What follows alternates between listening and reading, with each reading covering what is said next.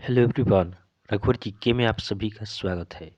आज हम लोग सीटेट एग्जाम 2022 में पूछे जाने वाले सामाजिक विज्ञान के टॉप 25 क्वेश्चंस का डिस्कशन करेंगे। इस वीडियो से आपके एग्जाम में कम से कम 5 से 7 क्वेश्चंस देखने को मिलेंगे, तो आप वीडियो को अंत तक देखें और वीडियो पसंद है तो चैनल को सब्सक्राइब जरूर करें ताकि आगे आने वाले क्लास का नोटिफिकेशन आपको मिलता रहे। तो चलिए आज का क्लास हम स्टार्ट करते हैं। हमारा पहला प्रश्न है, किन दो देशों के बीच पंचशील समझौता हुआ? तो पंचशील समझौता किन दो देशों के बीच में हुआ? तो ऑप्शन ए हमारा है भारत पाकिस्तान, ऑप्शन बी है भारत चीन, ऑप्शन सी है भारत बांग्लादेश, या ऑप्शन डी है भारत अमेरिका। तो पंचशील समझौता आपका भारत और चीन के बीच में होता है, तो ऑप्शन बी हमारा सही आंसर हो जाएगा। अब पंचशील समझौता क्या है? तो भारत और चीन के बीच नई दिल्ली में 29 अप्रैल 1954 में तिब्बत को लेकर एक समझौता हुआ जो कि पंचशील समझौता के नाम से जाना जाता है। इस योजना के तहत भारत ने अंग्रेजों से विरासत में प्राप्त उन सभी विशेषाधिकारों का परित्याग कर दिया जो अब तक उसे तिब्बत में मिला था। अगला प्रश्न है, निम्नलिखित में से कौन भारत का एकमात्र भारतीय गवर्नर जनरल था? तो भारत के एकमात्र भारतीय गवर्नर जनरल कौन थे?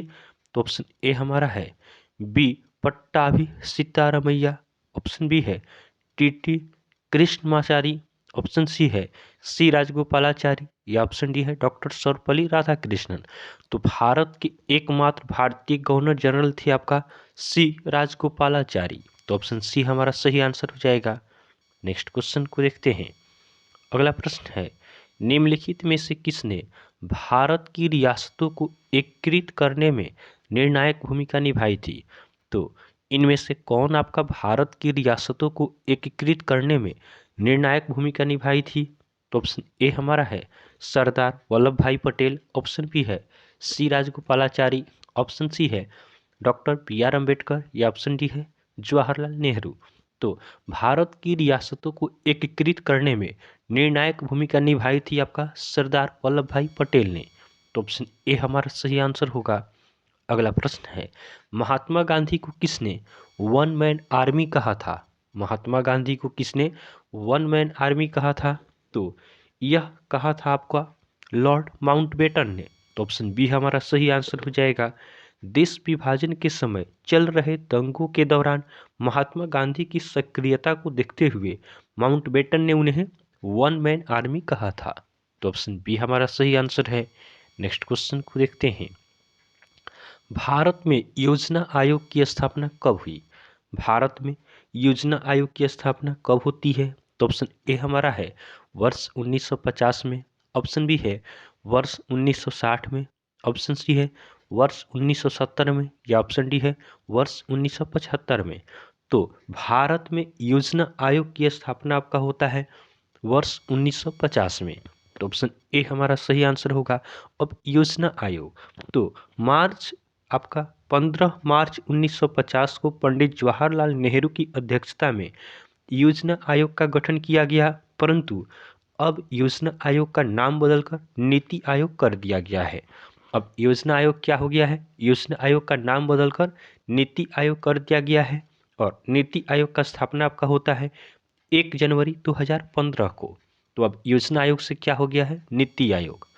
नेक्स्ट क्वेश्चन को देखते हैं, इनमें से कौन सा देश गुटनिरपेक्ष आंदोलन का समर्थक नहीं था? इनमें से कौन सा देश आपका गुटनिरपेक्ष आंदोलन का समर्थक नहीं था? तो ऑप्शन ए हमारा है अमेरिका, ऑप्शन बी है भारत, ऑप्शन सी है मिस्र, या ऑप्शन डी है यूगोस्लाविया। तो भारत हो गया, मिस्र हो गया, यूगोस्लाविया हो गया, ये सभी गुटनिरपेक्ष आंदोलन के समर्थक थे। इनमें से अमेरिका आपका गुटनिरपेक्ष आंदोलन का समर्थक नहीं था, तो ऑप्शन ए हमारा सही आंसर होगा। अगला प्रश्न है, भारत में आज़ादी के बाद किस प्रकार की अर्थव्यवस्था की स्थापना हुई? भारत में आज़ादी के बाद किस प्रकार की अर्थव्यवस्था की स्थापना हुई? तो ऑप्शन ए हमारा है पूंजी अर्थव्यवस्था, ऑप्शन बी है साम्यवादी अर्थव्यवस्था, ऑप्शन सी है मिश्रित अर्थव्यवस्था, या ऑप्शन डी है इनमें से कोई नहीं। तो भारत में आज़ादी के बाद आपका मिश्रित अर्थव्यवस्था की स्थापना होती है। तो ऑप्शन सी हमारा सही आंसर हो जाएगा। नेक्स्ट क्वेश्चन है, नीति आयोग के गठन की घोषणा किस वर्ष की गई थी? नीति आयोग की गठन की घोषणा कब की गई थी? तो नीति आयोग के गठन की घोषणा आपका की जाती है वर्ष 2014 में। तो ध्यान रखेंगे कि नीति आयोग का स्थापना कब होता है। तो नीति आयोग का स्थापना पूछे तब होगा आपका 1 जनवरी 2015, लेकिन नीति आयोग के गठन की घोषणा की जाती है 15 अगस्त 2014 को प्रधानमंत्री नरेंद्र मोदी द्वारा लाल किले से। तो नीति आयोग के गठन की घोषणा 2014 में की गई और इसका स्थापना होता है 1 जनवरी 2015 को। अगला प्रश्न है, राज्य पुनर्गठन आयोग का गठन निम्न में से कब किया गया था? राज्य पुनर्गठन आयोग का गठन कब किया गया था?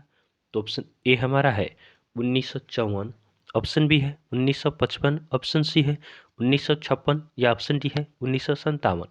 तो राज्य पुनर्गठन आयोग का गठन आपका वर्ष 1954 में होता है। तो ऑप्शन ए हमारा सही आंसर होगा। नेक्स्ट क्वेश्चन को देखते हैं, संविधान सभा की ड्राफ्टिंग कमेटी का अध्यक्ष निम्न में से कौन थे? संविधान सभा की ड्राफ्टिंग कमेटी के अध्यक्ष कौन थे? तो ड्राफ्टिंग कमेटी इसका अध्यक्ष आपका थे डॉक्टर भीमराव अंबेडकर। तो ऑप्शन सी हमारा सही आंसर हो जाएगा। नेक्स्ट क्वेश्चन को देखते हैं। अगला प्रश्न है, आर्म्स एक्ट निम्न में से कब पारित किया गया था? आर्म्स एक्ट यह कब पारित किया गया? तो ऑप्शन ए हमारा है 1866 में, ऑप्शन बी है 1856 में, ऑप्शन सी है 1886 में या ऑप्शन डी है 1878 में। तो आर्म्स एक्ट आपका 1878 ईस्वी में पारित किया जाता है। तो ऑप्शन डी हमारा सही आंसर है। अगला प्रश्न है, स्वतंत्रता मेरी जन्मसिद्ध अधिकार है और मैं इसे लेकर रहूंगा, यह कथन निम्न में से किसका है? स्वतंत्रता मेरा जन्मसिद्ध अधिकार है और मैं इसे लेकर रहूंगा, यह कथन किसका है? तो ऑप्शन ए है महात्मा गांधी, ऑप्शन बी है जवाहरलाल नेहरू, ऑप्शन सी है सुभाष चंद्र बोस या ऑप्शन डी है बाल गंगाधर तिलक। तो स्वतंत्रता मेरा जन्मसिद्ध अधिकार है और मैं इसे लेकर रहूंगा, यह कथन आपका है बाल गंगाधर तिलक का। तो ऑप्शन डी हमारा सही आंसर होगा। नेक्स्ट क्वेश्चन को देखते हैं, भारतीय स्वतंत्रता संग्राम में दांडी यात्रा को किसकी शुरुआत माना जाता है? तो दांडी यात्रा को किसकी शुरुआत माना जाता है? तो ऑप्शन ए हमारा है स्वदेशी आंदोलन का, ऑप्शन बी है होम रूल आंदोलन का, ऑप्शन सी है भारत छोड़ो आंदोलन का या ऑप्शन डी है सविनय अवज्ञा आंदोलन का। तो भारतीय स्वतंत्रता संग्राम में दांडी यात्रा को आपका सविनय अवज्ञा आंदोलन का शुरुआत माना जाता है। तो ऑप्शन डी हमारा सही आंसर होगा। अगला प्रश्न है, जालियांवाला कांड के विरुद्ध महात्मा गांधी ने किस अभियान का आह्वान किया? तो जालियांवाला जो कांड था इसके विरुद्ध में महात्मा गांधी ने किस अभियान का आह्वान किया? तो ऑप्शन ए हमारा है खिलाफत आंदोलन, ऑप्शन बी है असहयोग आंदोलन, ऑप्शन सी है रॉलेट एक्ट या ऑप्शन डी है सविनय अवज्ञा आंदोलन। तो जालियांवाला बाग कांड के विरुद्ध आपका महात्मा गांधी ने खिलाफत आंदोलन का आह्वान किया। तो ऑप्शन ए हमारा सही आंसर हो जाएगा। नेक्स्ट क्वेश्चन को देखते हैं, मध्य भारत में निम्न में से किसने सतनामी आंदोलन की शुरुआत की? मध्य भारत में निम्न में से किसने सतनामी आंदोलन की शुरुआत की थी? तो ऑप्शन ए हमारा है हरिदास ठाकुर ने, ऑप्शन बी है श्री नारायण गुरु ने, ऑप्शन सी है घासीदास ने, ऑप्शन डी है इनमें से कोई नहीं। तो सतनामी आंदोलन इसका शुरुआत करते हैं घासीदास। तो ऑप्शन सी हमारा सही आंसर हो जाएगा। अगला प्रश्न है, निम्न में से किसने सत्य शोधक समाज की स्थापना की थी? सत्य शोधक समाज की स्थापना किसने की थी यह हमें बताना है। तो ऑप्शन ए हमारा है विवेकानंद, ऑप्शन बी है आत्माराम पांडुरंग, ऑप्शन सी है ज्योतिराव फुले या ऑप्शन डी है राजा राम मोहन राय। तो सत्य शोधक समाज की स्थापना यह आपका ज्योतिराव फुले द्वारा की जाती है। तो ऑप्शन सी हमारा सही आंसर है। नेक्स्ट क्वेश्चन है, निम्नलिखित में से कौन सा संगठन उपनिषद में आस्था रखता था? तो उपनिषद में आस्था रखने वाला संगठन कौन सा था? तो ऑप्शन ए है रामकृष्ण मिशन, ऑप्शन बी है सत्य शोधक समाज, ऑप्शन सी है सेवा समाज, या ऑप्शन डी है ब्रह्म समाज। तो उपनिषद में आस्था रखता था आपका ब्रह्म समाज, तो ऑप्शन डी हमारा सही आंसर है। अगला प्रश्न है 1829 ईस्वी में सती प्रथा को प्रतिबंधित करवाने में किसका योगदान था? तो सती प्रथा, इसका प्रतिबंध किसने लगाया था? तो ऑप्शन ए हमारा होगा राजा राम मोहन राय, ऑप्शन बी है स्वामी दयानंद सरस्वती, ऑप्शन सी है ज्योतिराव फुले, या ऑप्शन डी है ईश्वरचंद विद्यासागर। तो इस प्रश्न का सही आंसर होगा ऑप्शन ए राजा राम मोहन राय। तो 1829 ईस्वी में सती प्रथा को प्रतिबंधित करवाने में राजा राम मोहन राय का सबसे बड़ा योगदान था। अगला प्रश्न है भारतीय पुनर्जागरण का अग्रदूत और आधुनिक भारत का जनक निम्न में से किसे कहा जाता है? भारतीय पुनर्जागरण का अग्रदूत और आधुनिक भारत का जनक किसे कहा जाता है? तो ऑप्शन ए हमारा है बाल गंगाधर तिलक, ऑप्शन बी है दयानंद सरस्वती, ऑप्शन सी है विवेकानंद, या ऑप्शन डी है राजा राम मोहन राय। तो राजा राम मोहन राय को आपका भारतीय पुनर्जागरण का अग्रदूत और आधुनिक भारत का जनक कहा जाता है। तो ऑप्शन डी हमारा सही आंसर है। नेक्स्ट क्वेश्चन को देखते हैं। अगला प्रश्न है 20 अगस्त 1828 को निम्न में से किसे ब्रह्म समाज का स्थापना की थी? तो ब्रह्म समाज की स्थापना किसने की थी?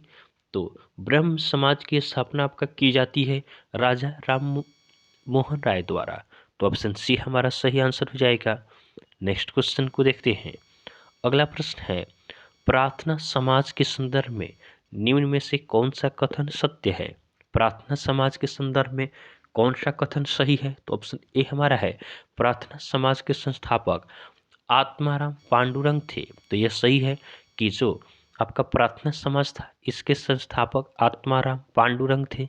ऑप्शन बी है ब्रह्म समाज के आधार पे 1867 ईस्वी में महाराष्ट्र में इसकी स्थापना हुई थी।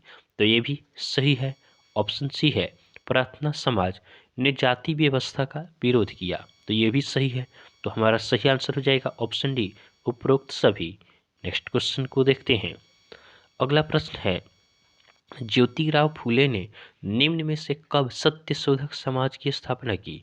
तो सत्य शोधक समाज की स्थापना ज्योतिराव फूले ने कब की थी? तो आपका ज्योतिराव फूले ने सत्य शोधक समाज की स्थापना की थी आपका 1873 ईस्वी में।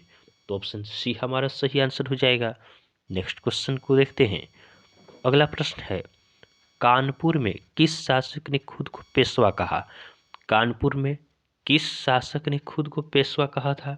तो इस प्रश्न का सही उत्तर होगा ऑप्शन डी नाना साहेब। तो नाना साहेब ने खुद को पेशवा कहा था। अगला प्रश्न है ब्रिटिश भारत के औपनिवेशिक इतिहास का महाविभाजक काल निम्न में से किसे कहा जाता है? ब्रिटिश भारत के औपनिवेशिक इतिहास का महाविभाजक काल किसे कहा जाता है? तो इस प्रश्न का सही उत्तर होगा ऑप्शन बी 1857 ईस्वी का विद्रोह। 1857 ईस्वी के विद्रोह को आपका ब्रिटिश भारत के औपनिवेशिक इतिहास का महाविभाजक काल कहा जाता है। आज का हमारा लास्ट क्वेश्चन है नवाबों की छीनती सत्ता के संदर्भ में निम्न में से कौन सा कथन सत्य है? नवाबों की छीनती हुई सत्ता के संदर्भ में इनमें से कौन सा कथन सत्य है? तो ऑप्शन ए हमारा है 18वीं सदी के मध्य से ही रजाओं और नवाबों की सत्ता छीनने लगी थी। तो यह सही है कि 18वीं सदी के मध्य भाग से ही क्या हुआ, राजाओं और नवाबों की सत्ता क्या होने लगी, दूर होने लगी। ऑप्शन बी है उनकी सेनाओं को भंग कर दिया गया था, और यह भी सही है कि उनकी सेनाओं को क्या किया गया था, भंग कर दिया गया था। ऑप्शन सी है उनके राजस्व वसूली के अधिकार व क्षेत्र एक एक करके छीन जा रहे थे। तो जो उनका राजस्व वसूली था उसे भी समाप्त किया जा रहा था। तो हमारा सही आंसर हो जाएगा ऑप्शन डी उपरोक्त सभी।